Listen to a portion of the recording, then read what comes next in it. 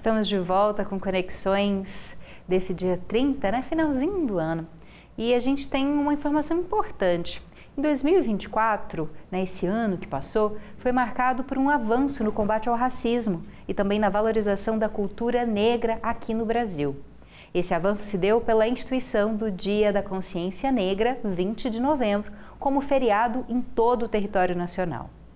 Bom, pensando nesse momento importante, os estudantes de jornalismo da UFG, sob orientação da professora Gabriela Marques, prepararam uma matéria especial para te contar um pouco mais sobre esse assunto. O Brasil tem toda uma trajetória de luta contra o racismo. Essa luta, ela tem datas importantes, né? Ela tem marcos importantes, ela tem momentos importantes. E um dos momentos mais relevantes é a luta estabelecida a partir do Quilombo dos Palmares, especialmente por Zumbi e Dandara. São duas figuras importantíssimas, né, na Constituição do Ideário Nacional, que hoje referenciam a data. Mas essa data, ela não é, esse marco não é o único. A data também se sustenta na luta permanente da população negra contra o racismo e em prol da construção de um país antirracista. Então é uma data que reflete uma luta permanente, mas que tem nomes importantes, que vale a pena a gente ressaltar, a exemplo de Zumbi e Dandara dos Palmares. Durante todo o mês de novembro, diversas ações, debates e atividades são realizadas em escolas, universidades, ONGs e espaços públicos. Um exemplo disso foi o espetáculo Contos de Cativeiro, que retrata a história do povo africano a partir do olhar do preto velho. Um espetáculo que tratou questões além do sofrimento que a população africana sofreu. Contos de Cativeiro, ele vai falar um pouco da nossa diáspora, desse processo da diáspora africana, a partir do olhar de um preto velho. A gente conta a nossa história não a partir de um ponto de vista eurocentrado, mas sim do ponto de vista de quem foi escravizado. E aí essa simbologia do preto velho serve para isso. Mas não é um espetáculo para falar de sofrimento. Como diria Nego Bispo, tem muita gente falando das nossas derrotas. Não é sobre isso. O espetáculo vai falar das nossas sabedorias, das nossas expertises, das nossas capacidades e principalmente da nossa resiliência. Durante o mês de novembro, também ocorreu uma sessão especial em homenagem ao Dia da Consciência Negra, promovido pelo vereador Fabrício Rosa. Um dos objetivos é valorizar a história de biografias tão potentes que lutam e fazem a resistência em Goiânia e em Goiás para defender a população preta da nossa cidade. O segundo objetivo é chamar a atenção das pessoas da nossa cidade para a importância de dar visibilidade para o racismo que nós convivemos. Esse racismo se concretiza na prática no fato de cada 4 jovens assassinados em Goiânia, 3 são pretos. A Câmara tem 37 vereadores, nenhuma mulher preta. O Parlamento brasileiro tem uma desproporcionalidade de representação de pessoas pretas.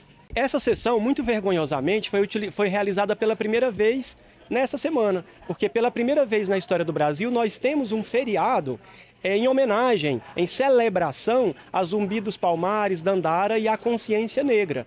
São 524 anos de história, quase 4 séculos marcados pela escravidão, pelo processo escravocrata, onde pessoas pretas sequer eram consideradas seres humanos, mas eram consideradas bens semoventes, como se fossem vacas, porcos, e isso precisa ser transformado. Então essa semana é uma tentativa de fazer um resgate histórico e uma mínima reparação. É algo muito pequeno, é algo muito simbólico, quando nós sabemos que existe toda uma população abandonada, a maior vítima das tragédias.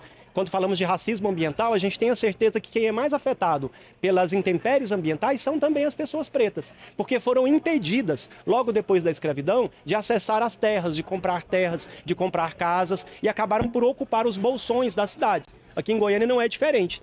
Hoje nós temos netos e bisnetos de pessoas escravizadas que moram nas periferias porque foram impossibilitadas de ter acesso à terra.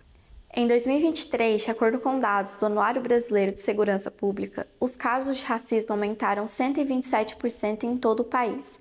No total, foram registrados mais de 11 mil boletins de ocorrência. enquanto em 2022 esse número foi de 5.100. Esse tipo de situação pode ocorrer inclusive no ambiente de trabalho, como foi o caso do designer Wesley Rosa. Eu trabalhava na SECOM, em Senador Canedo, que é a Secretaria de Comunicação, e eu recebi uma proposta para trabalhar nessa empresa em junho. Eu saí da SECOM, fui trabalhar nessa empresa. Em julho eu peguei dengue tipo C, fiquei quase 10 dias afastado da empresa. Quando eu voltei para a empresa para trabalhar, tinha uma foto de um macaco. E eles me falaram que essa foto desse macaco era para representar a minha pessoa, para não sentir saudade de mim os dias que eu fiquei afastado. Quando eles me falaram isso, o dono da empresa passou, bem na hora, ele só virou para mim e falou assim, eu não tenho nada a ver com isso. Eu fiquei muito chateado, tanto é que eu tirei a foto, e eu relatei, eu tirei a foto que eles colaram na parede e questionei. Só que não teve nenhuma ação do dono da empresa, ele não fez nada e continuou. Todos os funcionários que trabalhavam na empresa, tanto na parte de cima quanto na parte de baixo, os vendedores, os designers, a produção, todo mundo via essa foto lá e sabia que se tratava da minha pessoa, aquela foto. O advogado Gustavo Nogueira trouxe detalhes sobre os índices de racismo no ambiente de trabalho em Goiás. Hoje, a gente tem a população brasileira, 50%, segundo o IBGE, são compostos por pessoas negras, né? Pessoas pretas e pardas. Dentro dessa população de 50%, no mercado de trabalho, hoje, no mercado de desemprego, para você ter uma noção, o índice de desemprego das pessoas negras ele é muito superior ao das pessoas brancas. Você já começa a perceber o racismo estrutural aí. Funcionários negros que trabalham nas empresas, né, em qualquer lugar, principalmente nas empresas privadas, eles recebem, em média, 30% a menos de salário do que as pessoas brancas que ocupam as mesmas funções que ela. Além disso, Gustavo Nogueira também explicou as punições previstas para esse tipo de prática. Nesse caso, a pessoa pode procurar uma delegacia, fazer um boletim de ocorrência, e essa pessoa ela vai ser punida de acordo com a lei de racismo. O crime de racismo ele é inafiançável, ou seja, a pessoa que cometeu esse crime for pego em flagrante cometendo esse crime, ela não pode pagar fiança para sair, então ele vai ter que fazer uma audiência de custódia, depois o juiz vai decidir se ele vai sair ou não. Ele é imprescritível, ou seja, não prescreve. O que é isso? É um crime que, com o passar do tempo, ele não vai ser extinto, né? Porque no direito penal, depende de alguns casos, com o passar dos anos, extingue-se a punibilidade. Mas no caso de racismo, não. Ele é um crime imprescritível, ou seja, daqui 50 e 60 anos, se for provado que determinada pessoa cometeu um crime de racismo contra a pessoa, ela pode ser processada e punida. E a pena varia muito de acordo com a gravidade da pena, de 2 a 4 anos, de 4 a 8 anos.